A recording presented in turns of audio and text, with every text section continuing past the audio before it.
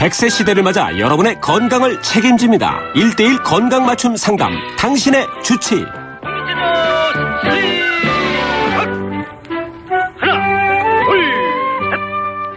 네, 4부 당신의 주치 함께합니다. 이 없으면 잇몸으로 살면 되지 뭐 하는 얘기 가끔 하죠. 사실 나이 들면 잇몸이 약해지는 경우가 참 많습니다. 피도 나고 시리고 또 구취, 입냄새 때문에 고생하시는 분들도 많이 계신데요. 그래서 오늘 이 시간에 구강 건강과 관련된 궁금증에 대해서 고민들 풀어가 보도록 하겠습니다. 국민건강보험 일산병원 치주과의 김영택 교수 함께 하셨습니다. 안녕하세요. 네, 안녕하세요. 치주과를 맡고 있는 김영택입니다. 네. 우리 선생님은 치아가 상당히 건강하시겠죠? 저도 어렸을 때부터 이렇게 관리를 잘한 건 아니어서. 네. 근데 초반에 잘해놔요. 그다음부터 계속 좋은 상태를 유지하거든요. 네. 전 보통 정도 되는 것 같습니다. 근데 이가 건강하다고 하시는 분들 보면 연세 드신 분 가운데 네. 대체적으로 이렇게 외모에서도 건강한 것처럼 보이더라고요. 예. 네. 외모만으로는 사실 알 수 없어요. 네. 아니, 그러니까 뭐 이렇게 다른 게 별로 아픈 거가 별로 네네네. 없는 것 같더라고요. 예. 전신 건강하고 확실히 연관이 있기 때문에 네네. 확실히 건강하신 분들도 잇몸이 좋은 경우가 많습니다. 네. 근데 우리가 흔히 이제 말하는 잇몸, 치주라는 게 잇몸을 말하는 거죠? 예. 이 잇몸병이라고 얘기도 하고 네. 잇몸 질환, 뭐 치주병, 치주 질환 이렇게 다 얘기하는데요. 그리고 풍치라고도 얘기하죠. 옛날에는. 네. 예, 모두 다 같은 잇몸 질환을 말하는 것입니다. 네. 근데 이제 이 없으면 잇몸으로 살지 이런 얘기들 가끔 하잖아요. 네. 어르신들이. 정말 잇몸으로 살 수 있나요?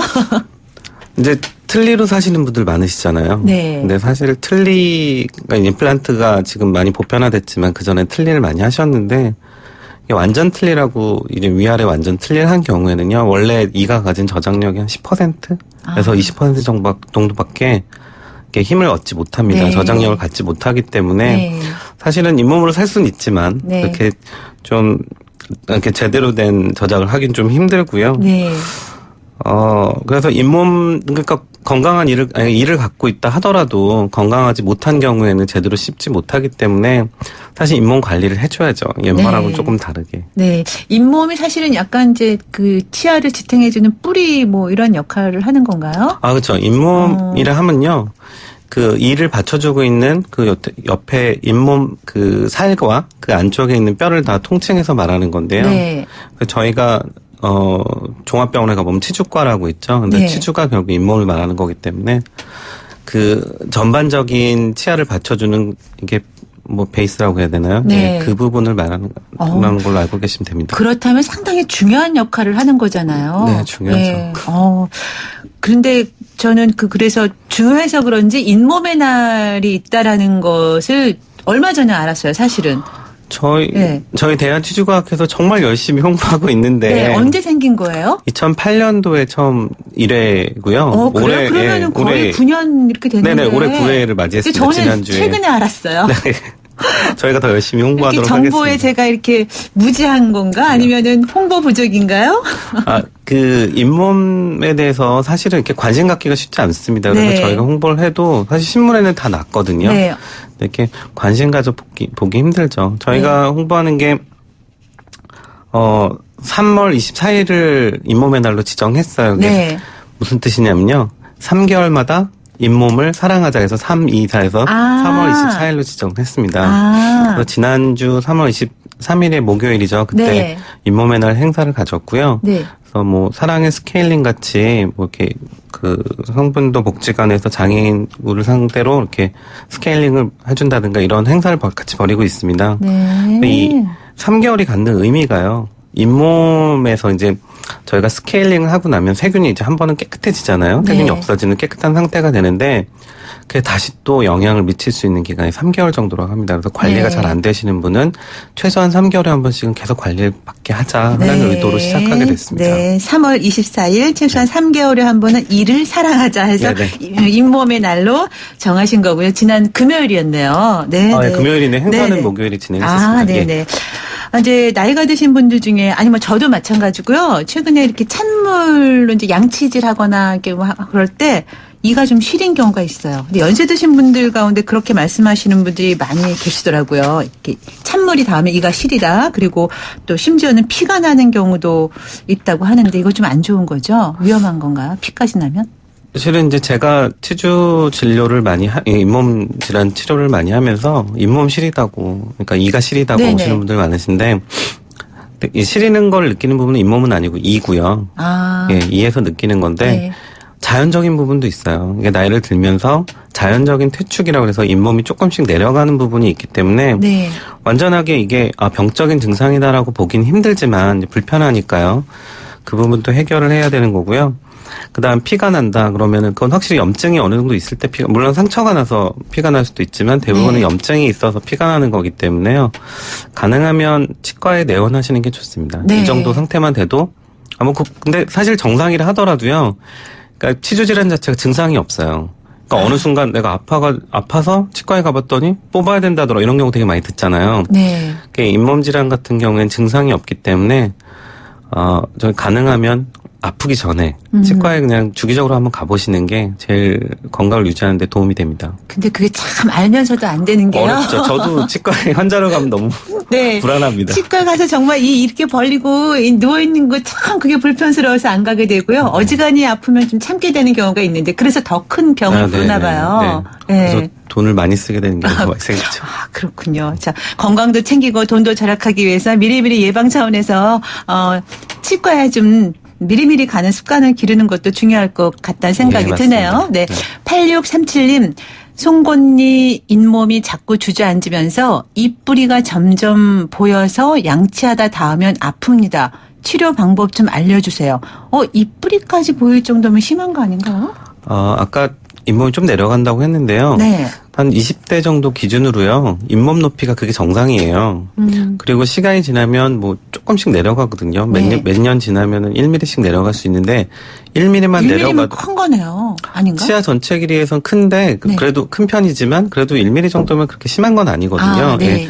근데 1mm만 내려가도 뼈가 뿌리 부분이 보이는 거죠. 네, 네. 그렇지만 이 치은 퇴축이 만약에 지금처럼 치은 퇴축이라고 하거든요. 네. 치은 잇몸의 퇴축 내려가는 네. 거. 예. 그 잇몸이 내려가는 경우에 심한 경우에는 이게 당연히 시리거나 이런 증상이 있을 수 있고요. 나이가 어떠냐에 따라 조금은 다를 수 있는데 그래서 좀 이런 말 하긴 그렇지만 입천장에서 잇몸을 떼서 그쪽에 네. 이식하는 방법을 쓰기도 해요. 네. 근데 아까 말씀드렸듯이 자연적인 퇴축분이 있기 때문에 만약에 이게 정상적인 부분 정도다 싶으면 굳이 그렇게까지 수술하실 필요는 없고요. 시린이의 치약 같은 거라든가 약을 바르는 것도 있거든요. 네. 그런 여러 가지 방법으로도 어느 정도 해소할 수는 있습니다. 네. 자, 그리고 5443 하나님, 오래전에 신경치료 후 어금니를 했는데 가끔 아프고 시리네요. 어떻게 하면 좋을까요? 병원에서 재수술해도 치료 확률이 낮다고 하던데요. 이거 참 힘드시겠다. 신경치료 했는데 여전히 아프시다는 네네. 거. 그게 신경치료랑 좀 잇몸이랑 좀 다른데요. 네. 아까 말씀드렸듯이 이하고 잇몸하고 구조적으로 조금 다릅니다. 그래서 네. 이를 받쳐주는 게 잇몸인데 이에 있는 신경 때문에 시린 것도 느끼고요. 그 다음에 아픈 것도 느끼고 뜨거운 것도 느끼기도 합니다. 그래서 네. 그 부분에 이제 충치가 생기거나 다른 이유로 이가 깨졌거나 해서 이제 신경치료를 하게 되면 이 자체는 신경을 죽어버리기 때문에 시린 걸 느끼거나 그러진 않지만, 이제 그게 신경치료가 완전히 하기 힘들어요. 치아가 굉장히 조그맣잖아요. 거기에 네. 조그만 구멍을 뚫어서 미세한 신경들을 제거하고 혈관들을 제거하는 소식이 신경치료이기 때문에 그게 잘 되기 힘들기 때문에 요즘에는 그걸 잇몸 이제 뿌리끝 수술을 해서 해결하는 방법이 있거든요. 네. 그렇기 때문에 하지만 치질 자체를 이렇게 깎아내는 거잖아요. 신경치료 자체가 그렇거든요. 이제 자세한 설명이 좀 어렵긴 한데 네. 그래서 그 부분은 재신경치료 한다 하더라도 원래 성공률 자체가 조금 떨어지긴 해요. 근데 네. 그렇다 하더라도 살리기 위한 방법이 그 방법밖에 없는 경우가 대부분이라서 그런 네. 경우에 네. 꼭 하시는 게 좋습니다. 네. 자, 그렇고 이 잇몸 질환 가운데 입에서 냄새가 난다고, 입냄새 구취. 때문에, 구취 때문에 또 고민하시는 분들이 의외로 참 많이 계시거든요. 근데 이것도 치주 질환 때문이라고 말할 수 있는 건가요? 구취. 어느 정도는 말할 수 있죠. 네. 이 구취의 원인이 90% 정도는 구강 내의 원인이 있고요. 네. 그래서 아주 적은 부분 구강 내 외에 문제가 있는 경우 있어요. 뭐 소화기관이 안 좋다든가 다른 원인 때문에 그럴 수 있는데 대부분의 구취 원인은 아무튼 구강 내에 있는데요. 구강 내에서 이 냄새를 일으키는 게 이제 세균들이 대사를 하면서 나는 냄새들이 황화물 때문에 나는 냄새인데 네. 치주질환 같은 경우에 세균이 번식하면서 생기는 게 치주질환이거든요. 네. 혹은 또 뭐 충치라든가. 그래서 대부분은 치주질환 때문에 냄새가 나고요. 그다음에 일부 충치 때문에 냄새가 나곤 합니다. 네. 그럼 이를 아무리 닦아도 사라지지 않는다고 얘기들을 하잖아요. 그러면은 그 이 닦는 것하고는 관계가 없는 건가요? 이 닦는 구취. 게 쌓여서 그렇게 구취가 생기는 거죠. 이게 무슨 말이냐면 네. 치석 치태를 제거하러 치과 가서 스케일링을 받으시잖아요. 네. 근데 그게 칫솔질만으로 제거가 안 되잖아요. 근데 네. 처음에 치태가 쌓이고 음식물 잔사가 쌓이고요. 그다음 치태가 쌓이고 그게 석화되면서 치석이 되고요. 그 위에 치태가 또 쌓이거든요. 근데 그런 과정에서 그 과정 중간에 칫솔질 정말 잘하시는 분들은 잘 안 쌓이는 거예요. 네. 뭐 체질적으로 원래 치석이 잘 생긴 분들도 계시지만, 그러니까 그 부분이 칫솔질로 이제 제거가 안 될 정도로 어느 정도 관리가 안 되다 보니까 칫솔질로 제거가 안 돼서 그런 것들이 쌓여서 냄새를 일으키는 거죠. 거기 있는 세균들이 보통 한 3제곱밀리미터당 뭐 1억 마리, 몇천 마리에서 1억 마리 정도 된 세균이 있다고 하거든요. 네, 네. 그 치태 안에요. 네. 그러니까 그 세균들이 대사를 하면서 이제 나는 냄새들 자체를 막기 힘든 거죠. 이제 네. 칫솔질만으로. 그러니까 이런 치주 질환이 뭐 구강 건강뿐만이 아니라 이제 다른 아까 말씀하신 건 다른 건강 그 질환과도 연관이 네네. 있을 수 있다고 하셨는데 그러면 구취 방지법 중에 칫솔질을 그러니까 치아 그 양체질을 깨끗이 하는 거 이외에 뭐 어떤 방법이 또 있을까요? 칫솔질 하는 방법도 있고요. 그 네. 치태가요. 그 세균이 있는 데가 어디 있냐면 꼭 치아면에 붙지만 않고 치아 사이에 치면에도 있고요. 그래서 치실이 사실은 냄새 없었는데 되게 굉장히 효과적이에요. 의외로. 치실을 쓰는 게 좋군요. 효과적이고요. 그다음 또 혀의 배면이요. 네, 혀 네. 이렇게 혓바닥 네. 내밀었을 때 그 윗면이 네. 의외로 치태가 많습니다. 네, 그래서 그렇죠. 이제 뭐 마트 같은 데 가보면 네. 텅 클리너라고 혀를 닦아주는 제품들이 있어요. 따로. 칫솔보다 효과적으로 제거해줄 수 있는 것들이 있기 때문에 네. 그걸로 제거해주면 어느 정도 좀 효과가 있고요. 네. 그다음에 가글들 많이 쓰시는데요. 가글로 냄새를 없애는 거는 저희가 화장실에서 냄새 난다고 향기 뿌리는 거랑 똑같다고 보시면 돼요. 일시적인 네네, 거예요. 일시적이고요. 가글로 세균을 어느 정도 죽여준다 하더라도요. 금방 회복되기 때문에 그것만으로는 좀 힘들 수 있습니다. 네. 지금 또 7737님이 또 가글에 대해서 문자 주셨어요. 안 그래도 네. 물어보셨군요. 가끔 가글을 하고 나면 목에서 이물질이 튀어나오는데요. 냄새가 고약합니다. 왜 생기는 건가요? 예방할 방법은? 이러셨는데요. 가글에서 목에서 넘어오는 거라면 제 생각에는 기관지 쪽에 있었던 거라고 생각이 들거든요. 냄새가 고약하대요. 네네네. 기관지에 쌓여 있던 것들이라서 뭐 가래 종류나 그런 종류일 가능성이 큽니다. 그거는 네. 이비인후과에서 네. 치료를 좀 받아보시는 게 좋을 것 같습니다. 그럴 경우는 일단 이비인후과 치료를 네네네. 한번 받아보시는 게 좋겠군요. 2876님, 2달 전에 충치로 발치하고 신경치료도 했습니다. 치과에서 임플란트를 하려고 하는데 발치 후에 얼마나 지나고 나서 임플란트를 해야 하나요? 하셨네요. 뭐 굉장히 치과 의사들 사이에서도요. 사실 요즘에 활발히 계속 그러니까 임플란트가 이제 활성화된 지 10년이 넘어가는데요. 네. 근데 사실 그게 길다면 길지만 짧다면 짧은 시간이거든요. 계속 연구하고 있는 것 중에 하나예요. 가장 안정적으로 하는 거는 가장 안정적으로 임플란트 할 수 있는 건 잇몸이 다 아물고 뼈도 다 치조골이죠. 그 아래 네. 잇몸 아래에 있는 뼈들이 다 어느 정도 모양을 이루고 있는 6개월 이상을 하는 게 가장 안정적이고요. 근데 그렇게 하면 이가 없이 굉장히 오랫동안 지내셔야 되잖아요. 불편하죠. 네, 불편하시죠. 그래서 그게 3개월 정도 잇몸이 아무는 시기에서 하는 방법도 있고요. 뽑자마자 하는 경우도 있어요. 그런 경우에는 여러 가지 좀 부작용도 있을 수 있기 때문에 이 경우마다 다를 수 있어요. 네. 치과 의사랑 상담을 하셔서 네. 가장 적절한 시기를 같이 상담하시면 될 것 같아요. 네. 자기 그러니까 이게 사정도 기간이 딱 정해질 때보다도 네. 자신의 그 상태에 따라서. 네네, 그렇죠. 이렇게 염증이 많은 경우에는 아무래도 조금 늦게 하시는 게 낫죠. 그렇겠죠. 네. 근데 지금 이제 이 틀니나 임플란트 얘기도 나왔지만 다 가격도 다 다르고 재질도 다르고 해서 고민이 사실은 되잖아요. 이거 임플란트를 하려고 할 때.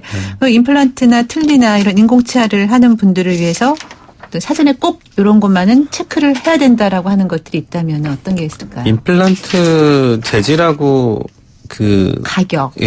가격 그 부분은 임플란트는요. 네. 한 가지 재질로 돼 있어요. 타이타늄이요. 그래요?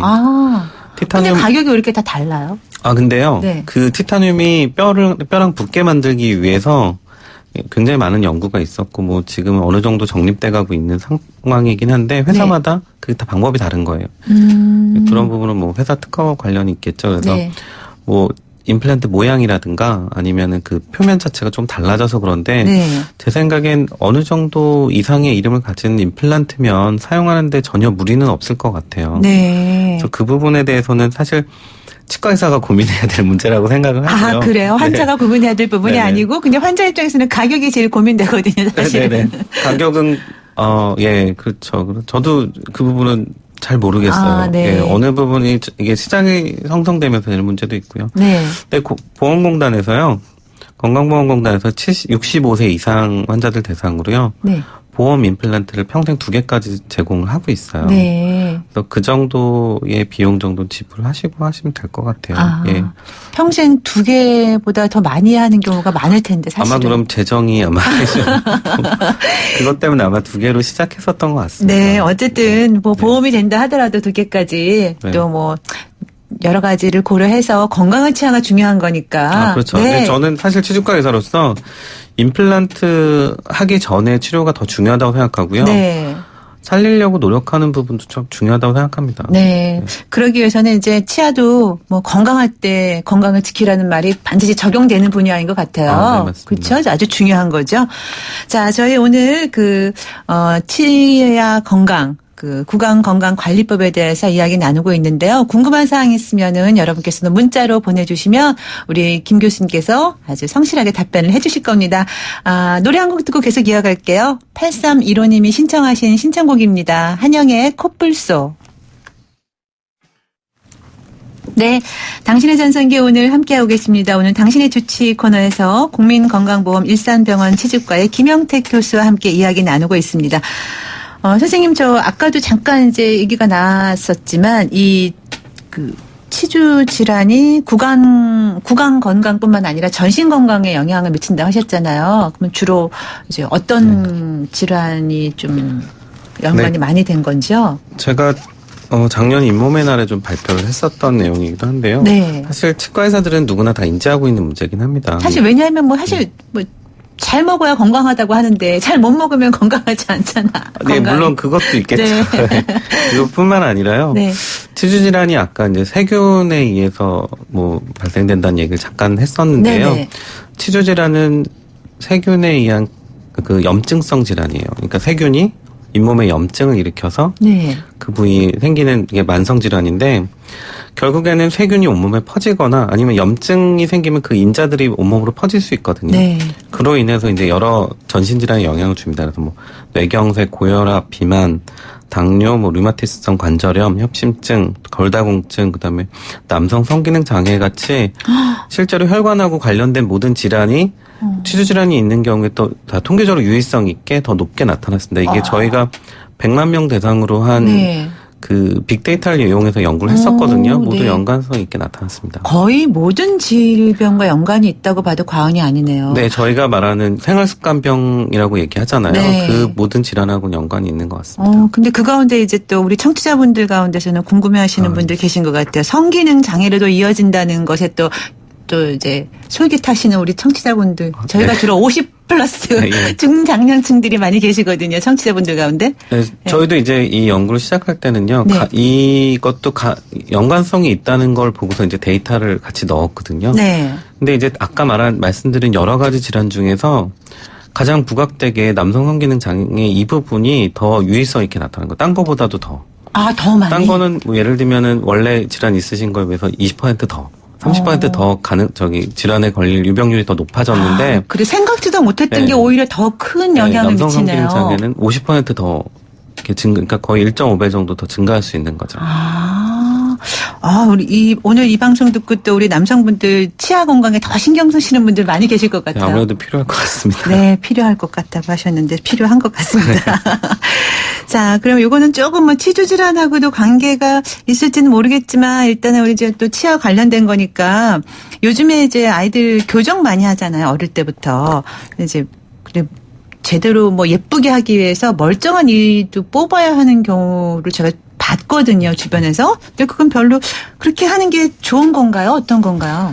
그 교정을 이제 인위적으로 바꾼다고 생각을 하실 수도 있는데요. 네. 저희가 척추가 휘어 있는 경우에 교정을 하기도 하고 안 하기도 하잖아요. 하면 더 건강하게 살 수 있고 그렇죠. 더 아픈 것도 막을 수 있고요. 네. 마찬가지로요. 어렸을 때 교정을 하면 이제 고른 치아를 가지고 제대로 씹을 수 있으면 이제 잘 먹을 수도 있고요. 네. 그다음에 뭐 부가적으로 예쁜 것도 얻을 수 있고. 네. 그래서 그러한 이게 발육에 도움이 되고 그래서 삶을 더 건강하게 만들어주는 방법이라고 생각합니다. 네. 근데 저는 이제 교정에 대해서 또 50대 분이 많으시다고 하니까 청취자분들께서 말씀을 드리자면 요즘에는 40대, 50대 교정도 많이 늘어났어요. 네. 예전에는 안 했는데 요즘에는 다 젊게 사는 분위기고 하다 네. 보니까 그 교정을 통해서 치여를 고르게 해야겠다고 사회생활을 늦게까지 하시는 분이 계셔서 교정을 하시는 분들이 되게 많으세요. 그래서 네. 저희 병원도 상담하러 많이 오시고 하고 하는데요. 근데 대신 나이가 드시면 잇몸이 좀 불리하잖아요. 네. 그래서 항상 잇몸 체크하면서 교정 받으시는 것도 좋을 것 같아요. 그 50대 이상 되시는 분들이 그러면 구강 건강에 신경을 써야 할 거는 같이 교정할 때도 마찬가지로. 그렇죠. 아까 칫솔질에 대해서 잠깐 말씀드렸는데 칫솔질도 올바른 칫솔질이 있습니다. 네. 단순하게 옛날에 많이 돌아다니던 옆으로만 열심히 세게 닦는 그런 것들 방법들도 했었잖아요. 근데 네. 실제로는 위아래로 닦는 방법도 있는데 단순 위아래로 닦는 게 아니거든요.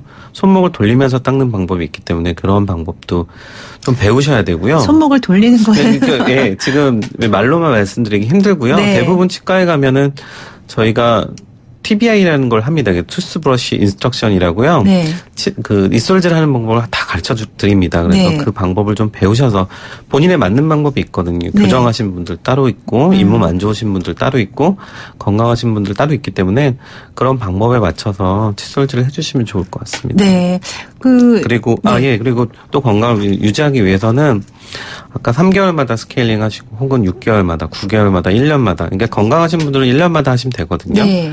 근데 그런 기간을 의사랑 상담해서 적절한 기간마다 스케일링하면서 구강 상태를 항상 청결하게 유지하는 목표를 가지시면 될 것 같습니다. 네.